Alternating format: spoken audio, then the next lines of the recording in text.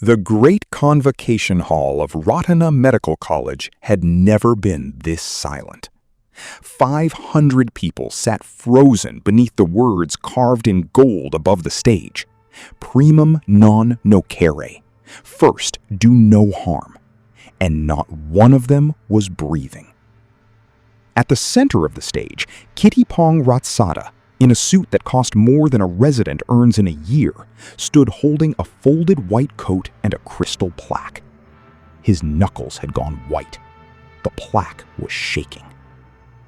A few steps away stood a young woman in a plain, faded blouse, the one half the school had spent 2 years mocking, the one they called the Canal boat girl. She was not shouting. She was not even angry. She simply held out one hand, palm up, and said 6 words that would end Kitty Pong Ratsada's entire world. Give it back. You never earned it. A phone lay face up on the podium, its screen still glowing from the call that had just ended. The call that had turned the most powerful people in the room the color of ash. The dean could not lift his eyes. The deputy minister, seated in the front row of honor, had risen halfway out of his chair and forgotten to sit back down. And Kitty Pong, Kit, whose father had bought his seat, his grades, his silence, finally understood exactly who he had spent 2 years trying to destroy. To understand how a girl in a 10-baht blouse brought a minister's son to his knees in front of the entire medical faculty, and why every important adult in that hall was suddenly terrified of her, we have to go back. Back 2 years to a gray morning on a canal, a crowded ferry, and the first cruel thing Kitty Pong Ratsada ever said to the girl he thought was nobody. The morning ferry down the sand-saped canal smelled of diesel and rain and the brown water it cut through, and the pophorn loved it anyway. She stood in the same spot every morning, near the back, one hand on the rail, a worn clinical handbook folded open in the other. She was 22, small, with steady dark eyes that most people mistook for shyness. Every few stops she would glance up to watch the people boarding. A night shift nurse still in scrubs, a fruit vendor balancing her baskets, a father carrying a sleeping child to the hospital. She would memorize their faces, the color of their lips, the way they breathed, and go back to her book. She liked the ferry. On the ferry, nobody performed. People were just people, tired and real. When the boat bumped against the pier below the hospital district, she stepped off and looked up at the place that had defined her family for 3 generations, Rotana Medical College, and the great teaching hospital that rose behind it. White towers, a courtyard shaded by old rain trees, a bronze statue of a woman in a doctor's coat, one hand on a patient's shoulder, that students hurried past without ever reading the name on the plinth. Because Napaporn was not really Napaporn Misuk, scholarship student from Chiang Rai, which is what her enrollment file said. Her full name was Napaporn Tonarat, and the college in front of her, the foundation that funded it, the land it stood on, the hospital that carried its patients, belonged to her family. The bronze statue in the courtyard was her grandmother. Dr. Suwana Tonarat had built Radhanar from a single free clinic in a flooded slum into the finest medical school in the country. And when the old woman's heart had begun to fail the year before, she had made her granddaughter promise one thing.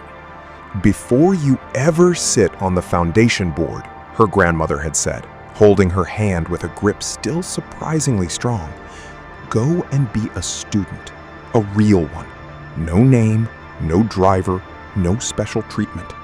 Walk in the front gate like any poor girl from the provinces and find out how my school treats the people who can do nothing for it, the patients with no money, the ones who clean the wards." Dr. Suwana, the woman whose face was cast in bronze, had grown up dirt poor in a rice farming village, the first girl from her district to finish school, put through medicine by an old country doctor who noticed a child bandaging stray dogs and decided she was worth the gamble. What frightened her at the end was not dying. It was a thin folder on her nightstand, students admitted for their families' names, wealthy patients moved ahead of poor ones, a slow rot where influence was quietly buying what character used to earn. "I built a place that was meant to be a door anyone could walk through," she had whispered. "I am terrified it has become a door that only opens for money. Promise me you will find out which one it truly is. Not from a report on my desk. From the bottom. From the ferry." So Napoleon had promised and meant it. What she had not expected was how much she would come to love the view from the bottom. The honest, unglamorous, deeply kind people who lived there. None of whom had the faintest idea they were being quietly watched over by the one person on campus with the power to protect them all. She enrolled under her mother's maiden name as an aid student from a small northern town. She rented a narrow room above a noodle shop, took the canal boat, and wore the same 2 blouses. For 2 years, not a single person had known the truth. Not the dean, not her professors, not the young man about to make her life a misery. Everyone simply called her Ploy, the nickname she used, and thought no more of her. In her canvas bag, beneath her handbook, she carried 2 things that had belonged to her grandmother: a worn stethoscope, its metal rubbed smooth by 40 years of use, and a small faded card in the old woman's own hand. First, do no harm. Then remember, the patient in front of you is the only one who matters. She carried them everywhere and showed them to no one. They were the whole reason she had come. That morning, the young man who would define her 2 years arrived the way he always did, in a roar of engine noise.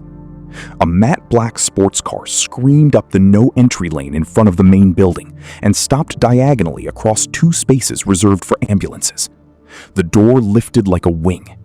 Kiripong Ritsada stepped out in sunglasses that mirrored the whole courtyard, checked his reflection in the tinted glass, and tossed his keys toward the nearest person, who happened to be Ploy. "Park it when nobody scratches it," he said, not looking at her. "And don't touch anything inside. Poor hands leave marks." Ploy caught the keys on reflex. She held them back out. "I'm not a valet," she said, mildly. "And you're parked in the ambulance bay. Someone could die because a car can't get through." Kit finally lowered his sunglasses. He took in the faded blouse, the canvas bag, the cheap sandals, and a slow, delighted smile spread across his face. The smile of a young man who had just found a new toy. "Oh, you're one of the scholarship ones," he said. "The charity intake. Let me guess, you came on the boat." He said the word boat the way other people say sewage. 2 friends drifted over, sensing entertainment.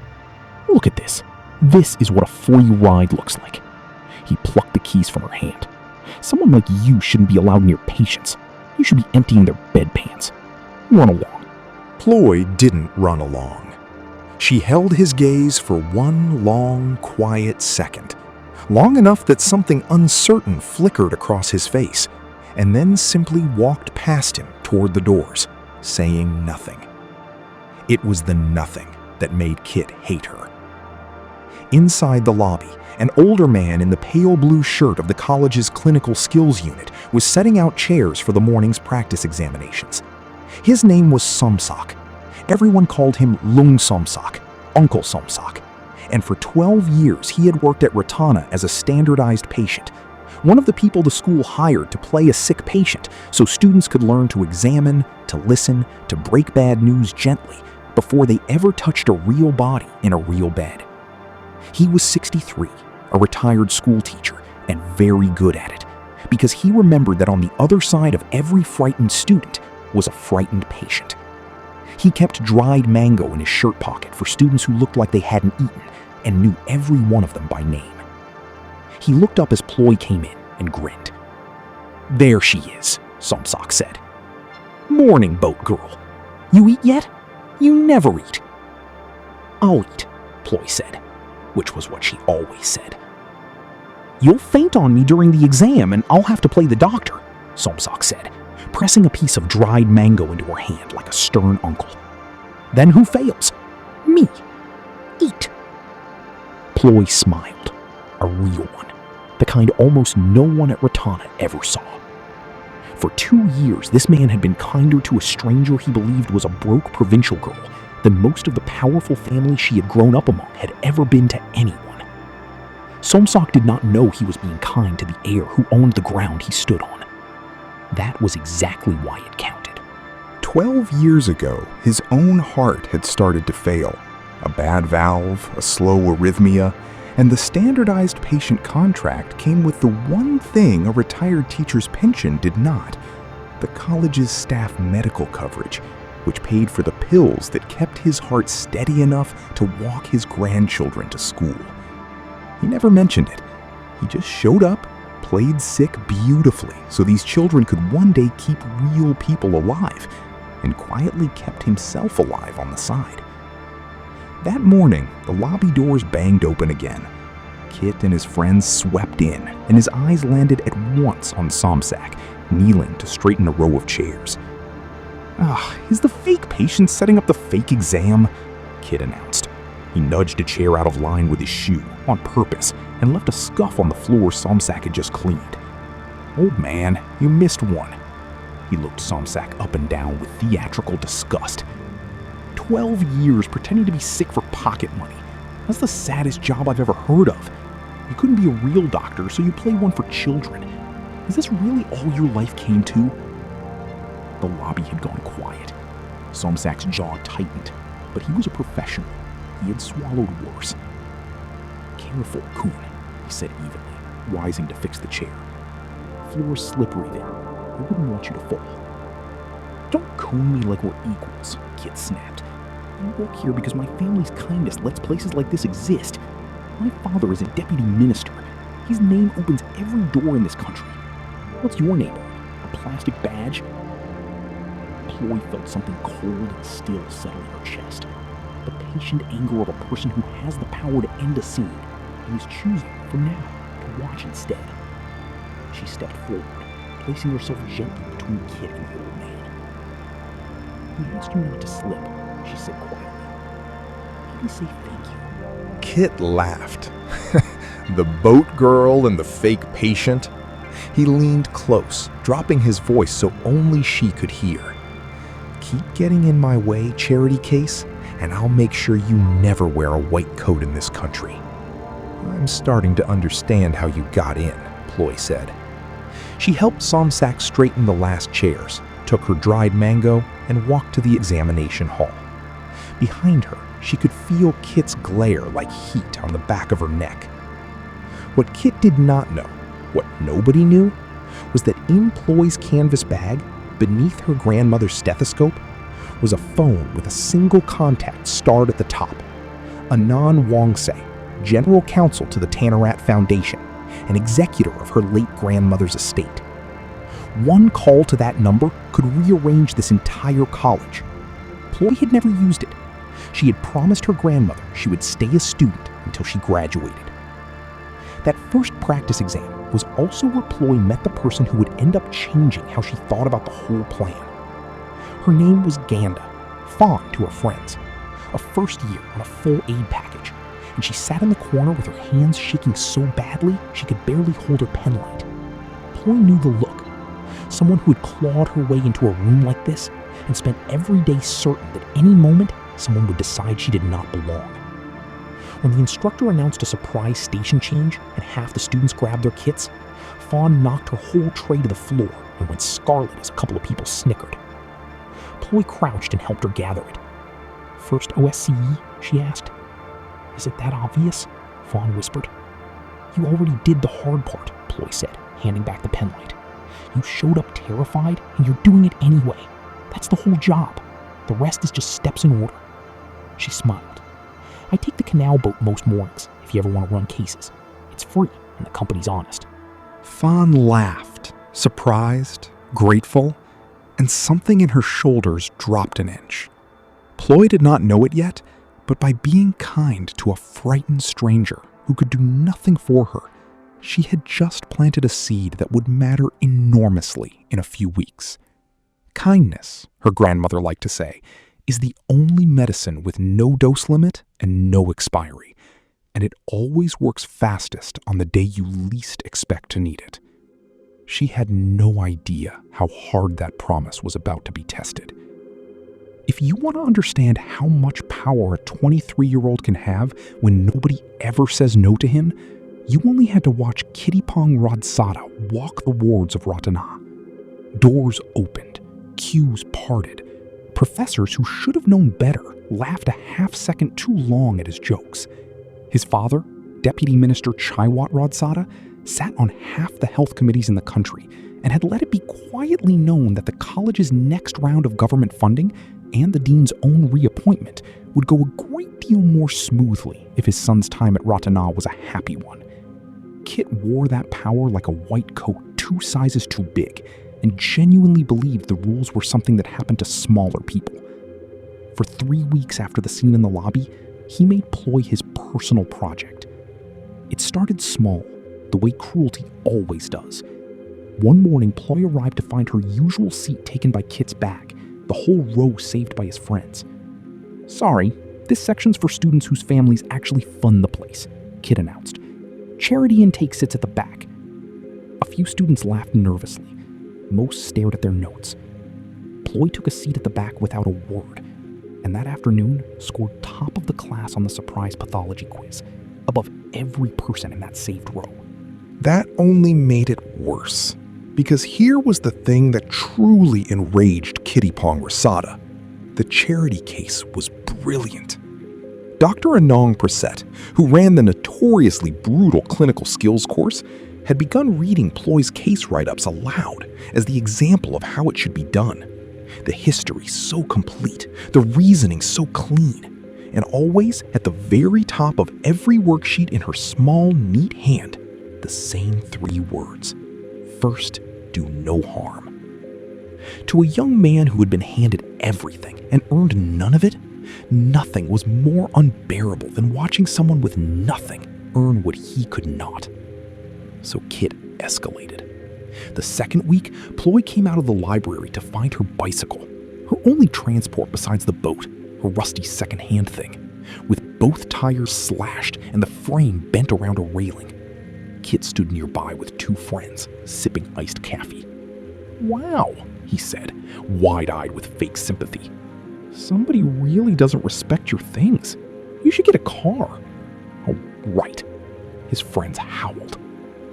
Ploy crouched, examined the ruined bike, and looked up with those calm, unreadable eyes. "That's going to cost you more than you think," she said. "Are you threatening me?" Kit laughed. "With what? Your boat ticket?" Ploy carried the bent bike to the recycling and walked away. Kit took it as a victory. He never once wondered why the poor girl never seemed afraid. But Kit was not only escalating against Ploy. Cruelty, once rewarded, always spreads to whoever is weakest. And that week, the weakest person in the room turned out to be Fawn. It happened in Dr. Anong's Thursday clinical lab. Students had been paired for a live examination drill.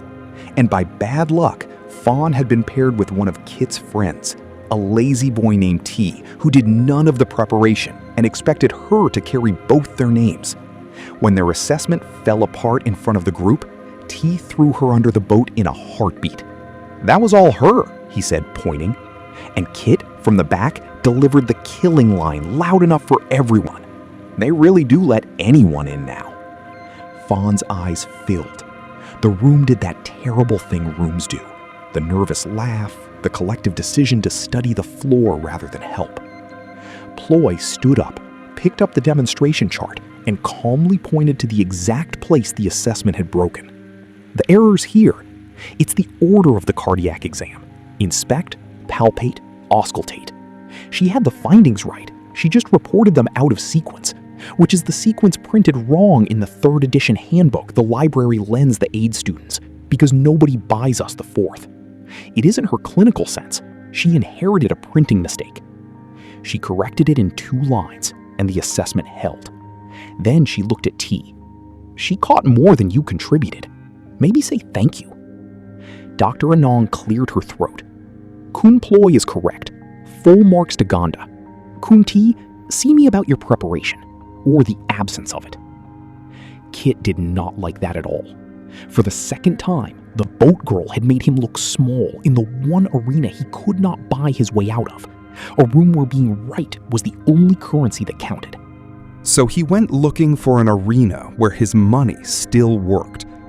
The next morning, while Ploy paid for her cheap coffee, Kit cut the queue, accidentally knocked the cup down her only clean blouse, and dropped a crisp 1,000-baht note on the counter. "For the laundry," he smirked. But the part-timer behind the counter, a young woman named Nok, whose shift Kit had once gotten cut, pushed the note back. "Her coffee's on me. Yours is 40 baht." It cost her. Kit photographed her badge and promised she'd regret it. But Ploy saw it and did not forget who was brave when bravery was expensive. 2 days later, Ploy was summoned to the scholarship office over an anonymous complaint that she had falsified her financial aid paperwork, a charge so baseless it evaporated the moment Dr. Anong vouched for her. But the message underneath was unmistakable. "I can make you spend every week here defending your right to exist." Kit had found the one weapon that genuinely frightened a poor student. Not fists, but paperwork.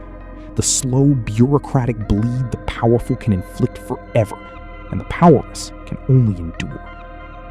What Kit did not know was that the charity case he was trying to drown in forms could end the whole game with a single phone call, and was still deliberately choosing not to. Not yet. Not until it would count for everyone. That night, Ploy sat on her narrow bed above the noodle shop and did a different kind of rounds. Kit had not only tormented her, he had humiliated a terrified first year, threatened a cafe worker, mocked an old man for playing sick to feed his grandchildren, and slashed the bike of the one person who kept standing up for all of them. He was building a pattern, and patterns, Ploy knew, are exactly what turn a single ugly incident into a diagnosis. So she started keeping notes. Dates, names, who had been hurt, and who had been brave. She was not raging, she was charting. And a person who charts is far more dangerous than a person who shouts.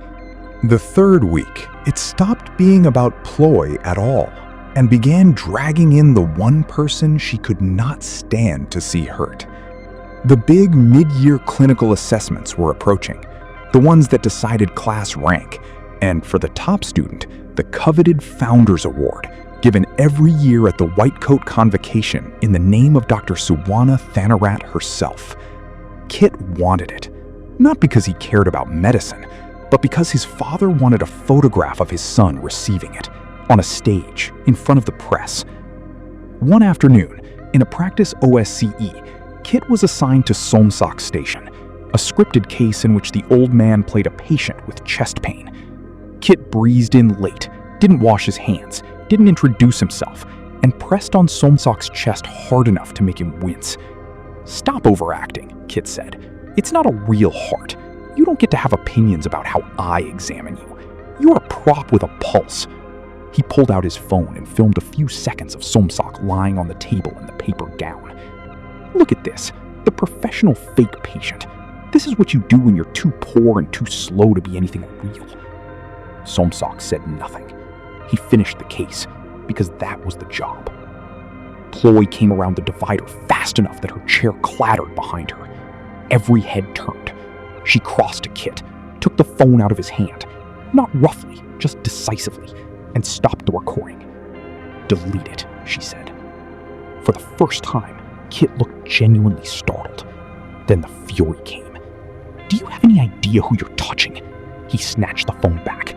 "You just made the biggest mistake of your worthless little life." He was breathing hard, his face blotchy. "You want to defend the fake patient so badly? Fine. Let's see how much good it does either of you." He stormed out. Somsak sat up slowly and put a hand on Ploy's arm. "You shouldn't have done that, Luke," he said softly. "Boys like that, their fathers own the country. He'll make you pay." "Let him try," Ploy said. But inside, for the first time, a thin thread of worry had begun to pull tight. Not for herself, but for the man beside her. Ploy could absorb anything Kit threw at her. She had a foundation and a wall of lawyers one call away. Somsak had a monthly contract, a failing heart, and 12 years of loyalty to a college a minister's son believed his family owned. That night, Alone in the empty skills lab, Ploy noticed something. Kit had left his tablet open on the bench, logged into the student portal, careless as always. She did not touch a single file. She simply saw that Kit's clinical portfolio, the folder of case write-ups every student had to submit before the mid-year assessment, the one that fed directly into the Founders Award ranking, was nearly empty 3 days before the deadline. He had not written up a single case, and beside it, in the browser history left open on the screen, was a login page for the college's secure examination bank, the server where the OSCE cases and written questions were stored under lock and key. Ploy closed the tablet, switched off the lights, and took the last canal boat home. She did not yet know exactly what Kit would do to fill that empty folder, but she had a feeling, and she was right. The mid-year clinical assessment was the most important 2 days on the Ratana calendar. It set the class rank, decided who would be recommended for the elite hospital residencies, and crowned at the White Coat Convocation the single top student with the Founders Award, a medal, a headline, and a guaranteed place in any training program in the country's partner network. Ploy had earned her place at the top of that ranking the honest way. Hundreds of hours on the wards, a case logbook thicker than anyone's, each page headed with her grandmother's 3 words. Her clinical reasoning was, by common agreement among the faculty, the best in the year. There was one thing about Ploy's work that only she knew. Every case she had ever written, she signed the same way at the very top. First, do no harm, in the same neat hand, a habit copied from a faded card she carried in her bag. It was the kind of small, private ritual a genuinely devoted person keeps without thinking. She had no idea then that it would one day become a fingerprint no amount of power could scrub away. A thief could copy her cases word for word. He could never explain why a phrase in her handwriting sat at the top of work he swore was his. 3 days before the deadline, in the dead of night, 2 things happened at once. Kit logged into the secure examination bank using a staff password his father's office had arranged for him and downloaded the entire set of that year's OSCE cases and written questions. And to fill his empty portfolio, he copied Ploy's clinical logbook, pages of it, from the shared teaching drive, changed a few words, and submitted it as his own. When Ploy went to submit her real logbook the next morning, the system flagged it as a duplicate. Plagiarized, it said, from a portfolio already filed under the name Kitty Pong Rotsada. Her own 2 years of work, stolen and time-stamped ahead of her. Ploy went straight to Dr. Anong and laid out her original ward logs, the version history, the year of dated entries. Dr. Anong believed her. You could see it in her face. But she was one professor, and that afternoon she was called into the dean's office, where an aide from the deputy minister's staff happened to be visiting to discuss the college's funding renewal. When Dr. Anong came out, she would not meet Ploy's eyes. "The committee has to review it," she said quietly. "These things take time. Be careful, Ploy, please." And here is where Kit crossed the line he could never uncross. Because the exam he had stolen was the OSCE, and on the first day of the assessment, Kit walked into his station overconfident, knowing every case in advance. His station patient was Uncle Somsak, again playing a man with chest pain. But this time something was wrong that was not in any script. Halfway through the case, the old man's face turned gray, sweat beaded on his forehead, and his scripted chest pain became, without warning, a real one. His failing heart, under the stress of the exam, had slipped into a dangerous rhythm. Somsak gasped, pressed a hand to his chest, and whispered, "This is not the act. Something is wrong." And Kit, who had the whole exam memorized and only wanted his perfect score, did not listen. "Don't improvise," he snapped. "That's not in the case. Stop faking it. Simulated patients don't get to change the script." He carried on with his rehearsed lines to the empty examiner's chair, while a 63-year-old man went into cardiac distress on the table in front of him. It was Ploy, passing in the corridor between stations, who heard the wrong kind of silence and pushed through the divider. One look at Somsak's gray face and she was moving. She called for help, laid him flat, found no steady pulse, and began chest compressions, using, without a second thought, her grandmother's worn stethoscope from her own bag to listen between cycles, while shouting for the crash cart and the on-call team. She kept his heart moving with her own 2 hands until the resuscitation team arrived and shocked him back into rhythm. Uncle Somsack lived because the girl Kit called a prop handler knew what to do, and more importantly, bothered to look. Kit saw his perfect exam collapsing. So before the corridor had even cleared, he began to build his lie. To the panicking examiner, he said the emergency had happened at Ploy's station, that she had mishandled the patient, that he had called for help. He had learned, from watching his father, that a big enough lie, told fast enough, with enough power behind it, always beats the truth. By that evening, 2 things were official on paper. First, Ploy Misuk was suspended from the assessment, referred to the disciplinary committee on a charge of academic dishonesty, the stolen logbook, and a second charge of clinical negligence in the incident with the standardized patient. Second, Uncle Somsack, the only witness who could say what had truly happened at that station, was quietly informed his contract was being terminated for unprofessional conduct during an examination, for breaking character, for causing a disruption, on the direct recommendation of the dean's office, which had been leaned on hard by a deputy minister who wanted his son's problem to disappear.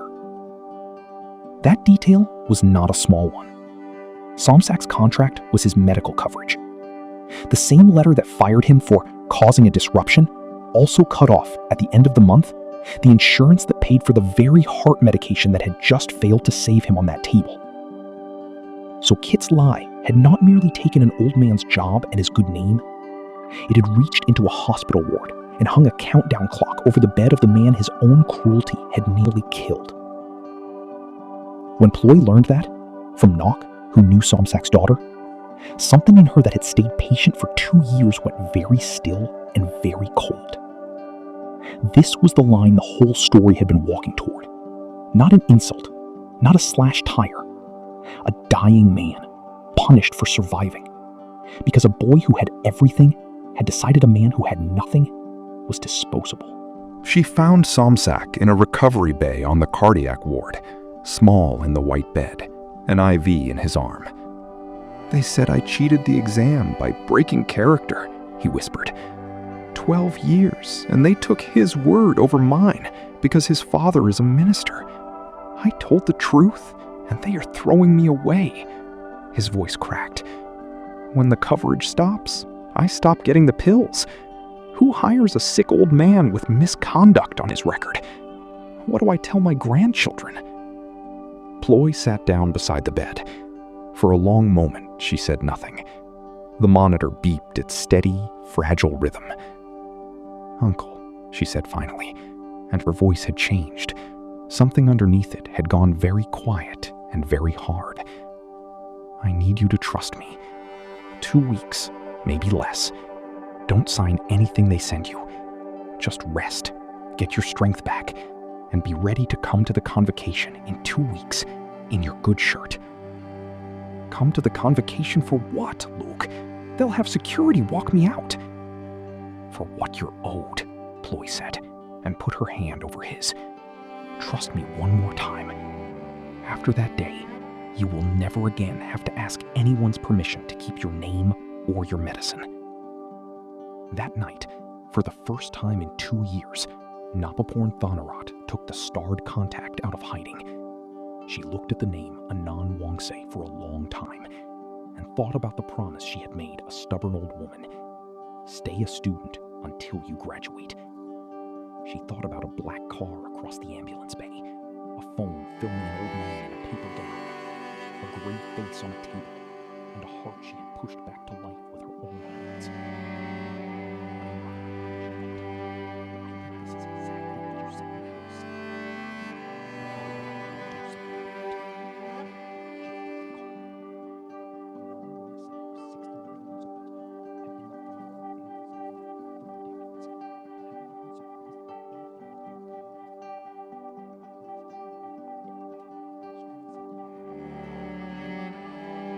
Tell me you're safe, Anand said. I'm safe, Ploy said, but I'm going to break my promise to grandmother, and I need your help to do it properly. She told him everything. The boat, the lobby, the slashed bike, the video, the stolen logbook, and finally the old man who had nearly died on an exam table and then been fired for it. Anand listened without interrupting. When she finished, there was a long silence. Your grandmother, he said at last, sent you there to find out whether the school she built still had a conscience. It sounds as though it has forgotten it had one. So let me ask you the only question that matters, Napaporn. Do you want to be angry, or do you want to be right? So completely, so cleanly, that no minister's money can ever undo it. Right, Ploy said. I want that old man's name cleared so completely that the story people remember isn't that he was accused, it's that he was innocent, and the truth was shown to a full hall and no one could argue it away. Then we don't make a scene tonight, Anand said, and she could hear the old lawyer smiling. We build a case, we move quietly, and when we are ready, we let them make the scene at their own ceremony. What followed over the next 2 weeks was a masterclass in patience. Ploy did not storm the dean's office or announce who she was. Instead, working with Anand, she did what her grandmother had taught her. She gathered the truth until it was too heavy for anyone to lift off Somsak's shoulders or her own. First, the examination bank access logs. Because the college's systems were, in the end, governed by the foundation, Anand engaged a forensic data firm to pull the raw server records the staff password had never truly hidden. There it was, in cold timestamps. 5:02 in the morning, 3 days before the exam, from a staff login issued, the personnel record showed, at the written request of the deputy minister's office, to a device registered to Kitty Pong Rodsada. And beside it, Ploy's logbook, its version history stretching back 2 years, and a copy created in 4 minutes flat from Kit's account. The theft was written in the machine's memory in a language no lawyer could argue with. Second, and this was the piece that made even Anand Wongse go quiet, the telemetry. The Skills Lab's OSCE stations were fully instrumented. Every station had a ceiling camera for examiner review, and every standardized patient in a cardiac scenario wore a real vital signs monitor, a safety measure Dr. Suwana herself had insisted on installing years earlier, precisely so that no real emergency could ever be mistaken for an act. The recordings had all been quietly earmarked for deletion by the dean's office, but they had not been deleted yet, and when Anand's team, with the Foundation's authority, preserved them, they told the whole story with a clock running in the corner. The monitor showed Somsak's heart rhythm collapsing in real time at Kit's station, not Ploy's. The ceiling camera showed Kit standing over him, reciting exam lines, ignoring a man turning gray. And the station's audio, captured for examiner scoring, had recorded Kit's own voice, clear and unmistakable. Stop faking it. Simulated patients don't get to change the script. Then, the same footage showed Ploy bursting in, dropping to her knees and doing CPR until the team arrived. There would be no need to take anyone's word for anything. Third, and this was the part that turned a scandal into a reckoning, the admissions file. Because once you have the authority to look, you find everything. Kittipong Ratsada had not earned his seat at Ratna any more than he had earned the Founders Award. He had been placed there by his father's office over more deserving students who had been turned away, and now there was a paper trail. But building a case in daylight is one thing. Keeping a 2-year secret from a man with a ministry behind him is another, and here the story turned genuinely dangerous. Because Chaiwat Ratsada had not clawed his way to power by losing gracefully.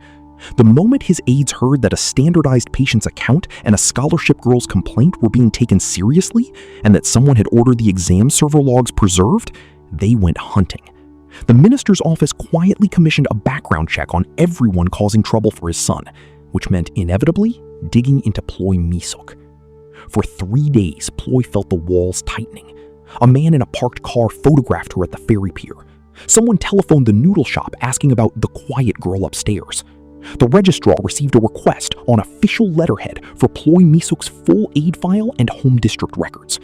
If they pulled that thread hard enough, the whole disguise could come apart before the convocation, and Ploy Misuk had a backstory built to survive a board clerk, not a ministry's forensic accountants with a blank check. Ploy called Anon at midnight. "They're digging," she said. "If they find out who I am before the board seats me, they'll flip the whole story. Say I'm a spoiled heiress who played a cruel game with a poor boy. I need to stay invisible for one more week." Then we let them find precisely what we wish them to find, Anon said. Quietly and lawfully, the Foundation's own people made sure every request ran into sealed guardianship records and dead-end scholarship trusts. All true, all impenetrable. The man in the parked car turned up a poor girl from the provinces with airtight, boring papers and reported back that Ploy Misuk was exactly what she appeared to be. Reassured that his son's tormentor was a nobody, the minister called off the hunt. It was the last mistake he would make before the convocation. Kit, meanwhile, made a mistake of his own. He tried to buy a witness. He cornered Fawn outside the lecture hall.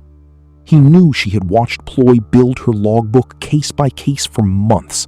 A signed statement from her saying the work had really been his would bury the plagiarism finding for good. So he offered her money, enough to erase a full year of her aid. "You're clever," he told her. "Clever people understand how the world actually works. She's going to lose anyway. Be on the winning side." For one long moment, Fawn thought about her tuition, her family, everything she was terrified of losing.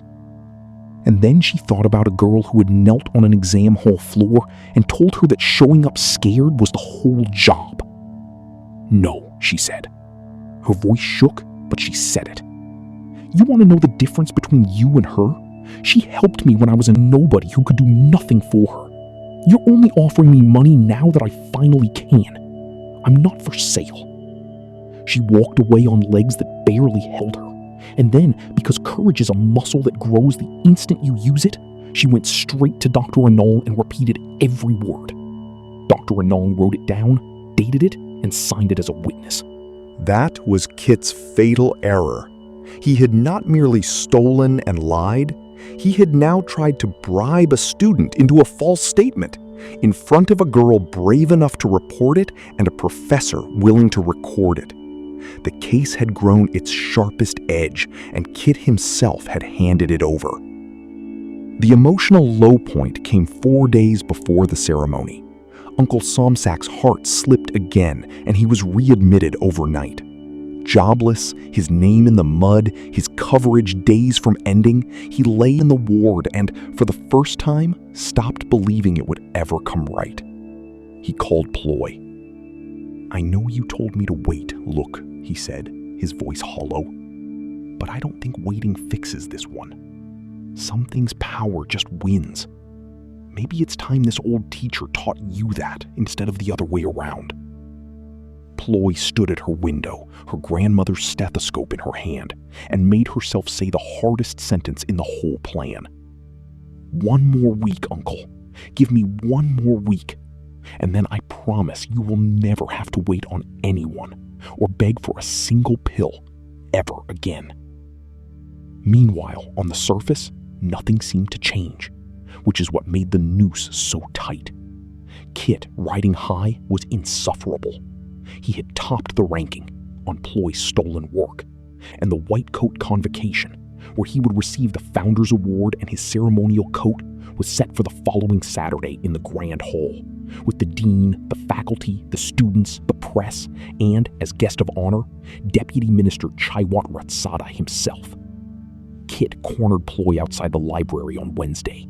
"Heard your little cheating problem is going to the committee," he said, grinning. "Shame. They'll probably expel you. And your fake patient friend? Gone. And good riddance. You really should have just parked my car. All of this," he spread his arms at the towers around them, "is because you never learned your place. This is my school. My father's name keeps the lights on. And you?" Ploy looked at him for a long moment. Everything in her wanted to end it right there. Instead, She let the noose tighten one more inch. "You keep saying this is your school," she said quietly. "Say that on Saturday, at the convocation, into the microphone, in front of everyone. Say the whole place belongs to your family." "I'll say it into the microphone, charity case," Kit sneered. "Be there. Watch me get my coat. It'll be the best day of my life and the worst of yours." He walked off laughing. He has no idea, Ploy thought, that I just asked him to dig his own grave, and he said yes. That evening, an unexpected ally stepped forward. Dr. Unknown Prasett, who had been sick with guilt all week, found Ploy in the empty skills lab. She set a memory stick on the bench. "That's every case you ever showed me, with my dated feedback going back to your first year," she said. "And the OSCE examiner's scoring sheet from that day, which I kept a copy of before it could be altered. I should have stood up for you the moment it happened. I let an aide in a nice suit frighten me. I became a doctor to protect the people no one else would." She straightened her shoulders. "Whatever you are planning for Saturday, I will stand up and tell the truth in front of all of them, on the record, including the dean." Ploy took her hand. The pieces were nearly all in place. The forensic logs, the telemetry and the audio, the admissions email, a brave professor, a brave first year, a cafe worker who pushed the money back, and one arrogant young man who was about to stand at a microphone and announce to a hall full of powerful people that he owned a college he was, in fact, about to lose everything at. There was one piece left. On Thursday night, Anand Wangsi called her back. "It's done," he said. "The full foundation board convened this afternoon. Given the evidence of institutional misconduct, the admissions fraud, the wrongful termination, the endangerment of a patient, all of it, they have voted. As executor of your grandmother's estate, and under the foundation charter, control of the majority trust passes to you on your 23rd birthday." A pause. "Which is Saturday, not Paporn, the day of the convocation. I will be there at 11. The board will be waiting on the line to formally seat the new chair of the Tanarat Foundation." Another pause, warmer now. "Your grandmother would be very proud. Get some sleep, child. On Saturday, you walk in as exactly who you are." Ploy hung up, walked to her window, and looked out at the hospital towers glowing against the dark, and beyond them, unseen, the bronze statue of a woman in a doctor's coat with her hand on a patient's shoulder. On Saturday, the whole school would finally learn who the girl on the boat really was. Saturday morning, the grand convocation hall of Ratana gleamed. Beneath the gold-carved words, "Primum non nocere," 500 chairs stood in tidy rows. A stage held a podium, a microphone, a rack of crisp new white coats, and on a cushion of dark velvet, the Crystal Founders Award. At the front sat the important people, Dean Prasert, sweating in his robes, the faculty in their academic colors, the press with their cameras, and in the place of honor, Deputy Minister Chaiwat Ratsada, flanked by 2 aides in charcoal suits, checking their watches. And in the third row, in a plain, clean blouse, sat Ploy. Beside her, because she had insisted on it, and because Anand Wangse had made 2 phone calls that made it happen, sat Uncle Somsak, thin and pale, but upright in his one good shirt, holding his hat in his lap, not understanding why the kind young lawyer had told him to come. The ceremony began. Dean Prasert made a speech about excellence. A senior professor made a speech about the noble tradition of the coat. And then the dean smiled toward the front row and said, "It is my great honor to present this year's Founders Award, given in the name of our beloved founder, Dr. Suwana Thanarat, to the finest student of his year, Kum Kitipong Ratsada." Applause. Kit rose, buttoned his jacket, and strode to the stage like a prince to a throne. He lifted the Crystal Award, turned to the hall, and could not resist. He never could. "Thank you," Kit said into the microphone. "You know, some people are simply made for this. Some of us are meant to wear the white coat. and the rest are meant to fetch it. A ripple of uneasy laughter. My family has kept this college standing for years. My father's support is the reason half of you have a lecture hall to sit in. So really, this was always going to be mine. His eyes found Ploy in the third row, and the smile curdled into a smirk. Not everyone belongs in a place like this. Some people should have stayed on the boat. And at exactly that moment, the great clock above the hall began to strike 11. On the final stroke, the doors at the back opened, and a tall old man in an impeccable suit walked in, flanked by two people carrying document cases. Anan Wongse did not hurry. He walked straight down the center aisle, and something about the absolute certainty of his stride made the whole room go quiet. He stopped at the front, turned to the dean, and said in a voice that carried to every corner, "Dean Prasert, forgive the interruption. My name is Anan Wongse. I am general counsel to the Thonarat Foundation and executor of the estate of the late Dr. Suwana Thonarat." He set a phone on the podium and pressed a button. The full board of trustees is on the line. They have an announcement that cannot wait. A voice came from the phone, clear in the silent hall. "This is Dr. Priya Sanan, chair pro temporal of the Thonarat Foundation. As of 11 o'clock this morning, under the Foundation Charter and the will of Dr. Suwana Thonarat, majority control of the Thonarat Trust, and with it the chairmanship of the foundation that owns the land, the endowment, the hospital, and the governance of this college, passes to her sole heir and granddaughter." The deputy minister's aides stopped checking their watches. "Would the new chair please come forward," the voice said, "so the board may formally seat her?" And in the third row, the girl in the plain blouse stood up.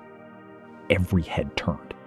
Kit, still on the stage, still holding the award, laughed once. A confused, high sound. "What is this? Some kind of joke? She takes the boat." Ploy walked down the aisle. She did not hurry either. She passed the deputy minister, who was staring at her with dawning horror. She climbed the steps to the stage, went to the podium, and leaned toward the phone. "I'm here," she said. "Napaporn Thonarat. I accept." "The board so recognizes," said the voice. "Chair Thonarat." And the whole hall turned the color of ash. The dean's face drained white as he finally understood who he had let be bullied for 2 years.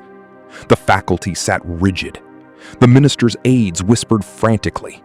And Kittapong Rasada stood frozen at the center of the stage, the crystal award shaking in his white-knuckled hands as the pieces slammed together in his mind.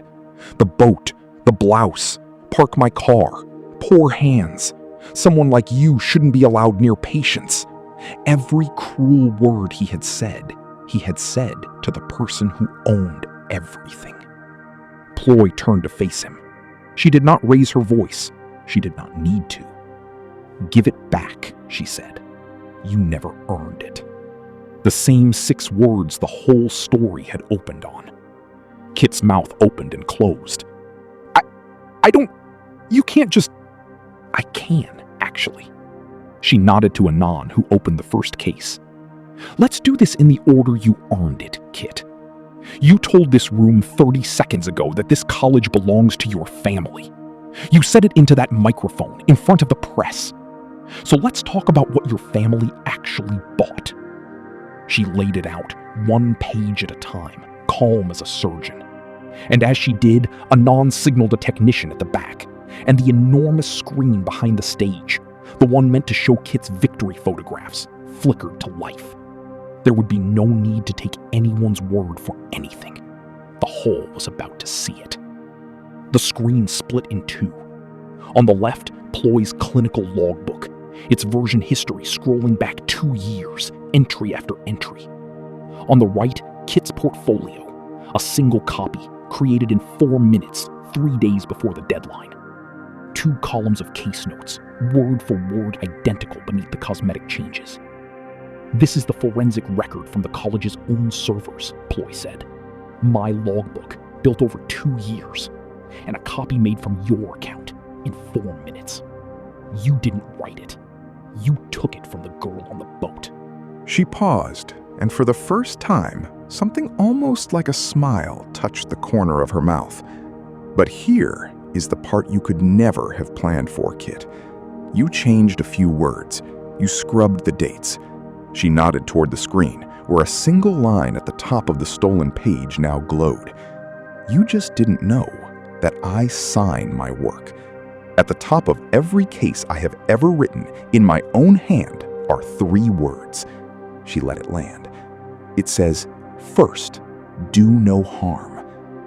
A gasp moved through the crowd. Dr. Anong stood up in the second row. "I can confirm every word," she said loudly. "I have 2 years of dated drafts. The work is Ploy's." "Next," Ploy said, "you told the examiners that an emergency at your OSCE station happened at mine, and that this man," she gestured to Somsak, who had risen, stunned in the third row, "broke character and caused it.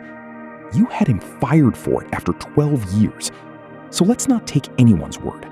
Let's watch." Behind her, the screen changed.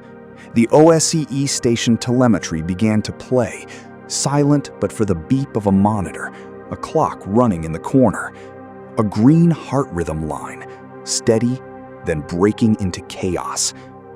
"This is Uncle Somsak's own heart, recorded live at your station," Ploy said, "not a script." The ceiling camera feed came up beside it, Kit, upright, reciting to the empty examiner's chair, while a gray-faced man clutched his chest below him. And then the audio, captured for scoring, filled the silent hall in Kit's own unmistakable voice. The feed played on, Ploy bursting through the divider, dropping to her knees, starting compressions, her grandmother's old stethoscope around her neck. "He didn't break the exam," Ploy said. "He nearly died in it, and you kept reading your lines." The crowd was murmuring now, an ugly, turning sound, turning against Kit. "There's more," Ploy said, still not raising her voice. "3 days ago, you offered a first-year named Ganda enough money to erase her scholarship if she would sign a false statement claiming my work was yours." Fawn rose in the crowd, pale but steady, and nodded once. She said no. Then she reported it, and Dr. Anong witnessed and dated her account. Ploy set the signed page on the podium with the rest. "Do you understand what that is, Kit? That isn't a bad grade. Attempting to buy a false statement to have an innocent student expelled is a crime. You tried to purchase a poor girl's honesty, and it turned out she had more of it than your father's entire ministry could afford." Then she turned to the 2 friends in the front row, T and the boy who had laughed loudest over the slashed bike. "And you 2, you saved the seats." She let the silence stretch until it hurt. "The corridor cameras show you helping him rehearse the story he told the examiners. You are not bystanders." T sat down as though his strings had been cut. Ploy looked last toward the front row at Dean Prasert, whose face had gone the color of old paper. And the people in this room who knew better and chose a minister over the truth. That is a longer conversation. It is going to happen upstairs with the full board this afternoon. The murmuring had stopped. Now the hall was perfectly silent, because everyone finally understood that this was not a tantrum. It was a reckoning, delivered by someone who held every fact, every timestamp, and every ounce of the authority required to make it stick. "And finally," Ploy said, and for the first time she looked past Kit, straight at the deputy minister. "Your son's entrance scores were, and I am quoting your own registrar, far beneath our threshold. He was placed here on your office's request, over students who earned it and were turned away. You didn't support a college minister. You bought your son a seat and dressed it up as generosity." She set the last page down. "That is not a donation. And a deputy minister arranging a staff password so his son could steal a national examination is not a favor. There are councils and courts with other words for it. Chaiwat Rasada rose, his face gray, one hand lifted. Now, let us be reasonable, Hun. I am certain we can come to an arrangement. These are children. Everything can be settled quietly. That, Ploy said quietly, is exactly what my grandmother sent me here to find out. She looked around the silent hall, up at the gold letters above them all. First, do no harm. She carved those words up there so that everyone who walked in would remember the patient matters more than the payment. The whole hall had heard it. A minister in front of 500 witnesses and a board still live on the phone, trying to buy the new chair of the foundation barely a minute after learning who she was. A few people actually gasped at the nakedness of it. Ploy did not argue and did not shout. She simply let the offer hang in the air until its own ugliness had filled every corner of the hall. She turned back to Kit and delivered the payoff, beat by beat. So here is how today ends. The Founders Award is revoked. It goes to the student who actually earned this year's ranking honestly, and it will not be me. I'll recuse myself. She gently took the crystal award out of Kit's frozen hands. Your admission is referred to the board for review under the fraud findings. I do not think it survives the week. The plagiarism and the theft of a licensing examination go on your record and to the medical council, so that no patient in this country is ever placed under the care of hands like yours. And the endangerment of Uncle Somsock and everything in these files go to the authorities this afternoon. What happens to your father after that is not up to me. It is up to the law, the thing your family believed it was above. And here, Kittapong Ratsada, who had never in his life heard the word no, finally heard it. And he did not freeze, and he did not rage. He broke. No, please, you don't understand. My father will... He looked wildly around the stage, and then, in front of 500 people and every camera in the room, he panicked and ran, bolting for the wings of the stage like a boy trying to outrun a fire. He got 4 steps before he saw the college security team already standing quietly at the exits, moving on Anand's signal, and the run collapsed under him. He stopped, and his legs seemed to fold, and he sank down onto the edge of the stage with the crystal award still somehow in his hand, and he began to cry. Great, gulping, undignified sobs. The tears of a young man who has just watched every wall his family ever built for him come down at once. Please, he wept, to no one, to everyone. Please, I'll fix it, I'll give it back, just don't... My father, tell my father. He turned toward the front row, reaching. Dad, do something. But Chaiwat Ratsada was already turned half away, murmuring urgently to an aide, calculating his own survival, because that had always been the only language the family truly spoke. And in that moment, on his knees on the stage, Kit understood something that would follow him far longer than any expulsion. He had spent his whole life surrounded by people, and not one of them was crossing the floor to him now, because he had never once crossed a floor for anyone else. The building ran on his father's name. The hall was full of his victims, and the girl he had called a charity case owned them both. For what it's worth, Ploy said, quieter now, almost gently, looking down at him. This didn't have to be your story. If you had just said thank you in that ambulance bay, if you had helped Gonda or left Somsak alone, or been kind to one single person who could do nothing for you, you would be walking out of here today with an honest coat and a future. You had every advantage a person can be given. The only one you refused to use was the one that costs nothing. But Ploy was not finished, because a good ending is never only about who falls, it is about who rises. She stepped down off the stage, walked to the third row, and stopped in front of Uncle Somsak. The old man was crying too, but softly and trying not to, crushing his hat in his hands. "Uncle," she said, and her own voice finally cracked just a little. "I couldn't tell you. I'm sorry.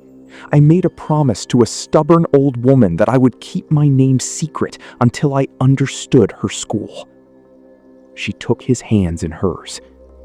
You want to know what taught me the most about this place in 2 years? It wasn't a lecture. It was a piece of dried mango from a man who thought I was broke and had nothing to give him, and who fed me anyway. She smiled through the tears. You spent 12 years pretending to be sick so that children could learn to care for the real ones. You have taught more doctors how to be human than any professor in this hall. That is what my grandmother meant by that oath on the wall. You have been living it longer than any of us. She stood and turned to the room. Kun Somsak is reinstated, effective this morning, with full back pay and a formal apology from this college, printed where everyone can read it. His staff medical coverage is restored and backdated to the day it was cut, and his cardiac care will be covered by this foundation for the rest of his life. A school that would let a good man die to protect a liar has no right to the name over that door. She drew a breath.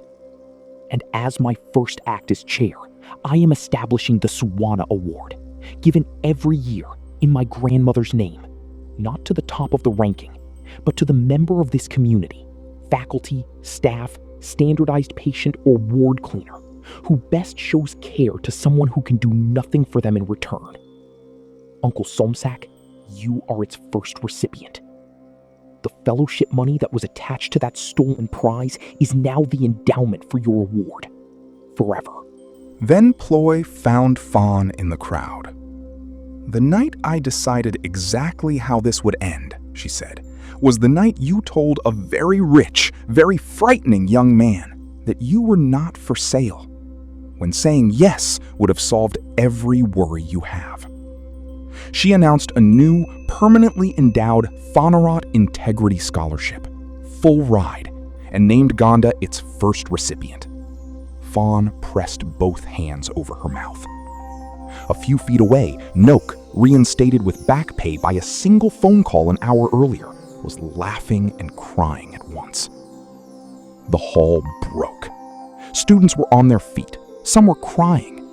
Dr. Anong was grinning like a woman who had found her spine and was glad to have it back. Uncle Somsak hugged the girl he had fed dried mango to for 2 years, and neither of them said anything, because they did not need to. At the back of the hall, quietly, the deputy minister and his aides were escorted out one door. Kit was helped up and led out another. No longer a prince, just a young man who had never been told no, and had now been told it by the whole world at once. Still weeping, still calling for a father who did not turn around. As the door closed behind him, the last thing he saw was the girl in the plain blouse, standing beneath the words, "First, do no harm," lifted up by a room full of people who, now that they knew who she was, realized she had been the most powerful person in every room she had ever quietly walked into, and the kindest. That afternoon, Napapor and Phonorot took the canal boat home one last time, standing in her usual spot near the back, reading her handbook. An old woman across the aisle was struggling with her market bags. Ploy got up and helped her without being asked. She did not do it because anyone was watching. She did it because that, in the end, was the whole point. In the weeks that followed, though the cameras would only ever capture that single morning, everything rolled out as Ploy had promised. The stolen award went to the student who had honestly ranked highest. Kit's fraudulent admission was rescinded the same week his father's arrangement of a stolen national examination became the opening exhibit in an inquiry that ended a deputy minister's career. Dean Prasert resigned before he could be removed. Uncle Somsak's treatment continued without a single missed pill. His heart steadied, and every new class of students now began their first day by shaking his hand. And someone finally cleaned the bronze plinth beneath the statue of the woman in the doctor's coat, so that anyone hurrying past could read the name and remember that she too had once been a poor girl no one expected to matter. Kittapong Ratsada had a minister for a father and a name that opened every door in the country. Uncle Somsak had a bag of dried mango, a failing heart, and 12 years of treating frightened strangers like people he loved. Only one of them still had their dignity when the great clock struck 11. So here is the question I want you to answer in the comments. Was Ploy right to stay hidden for 2 whole years and let it go this far? Or should she have revealed who she was the very first morning, the moment he told her she shouldn't be allowed near patients? Tell me below. And be honest about this one too. We have all, at least once, looked straight through the person in the paper gown, or the one cleaning the ward, or the one who serves us, and quietly decided they did not count. If you believe a white coat is earned, not inherited, that how you treat the people who can do nothing for you says more about you than any name on any building, then subscribe and stay for the next one. Because next time, we're walking into a private jet terminal in Dubai, where a tycoon's daughter sneers at a quiet ground crew worker and has an elderly passenger thrown off her path, never dreaming that the nobody in the reflective vest is about to decide whether her family's empire ever flies again. You won't believe how that one ends.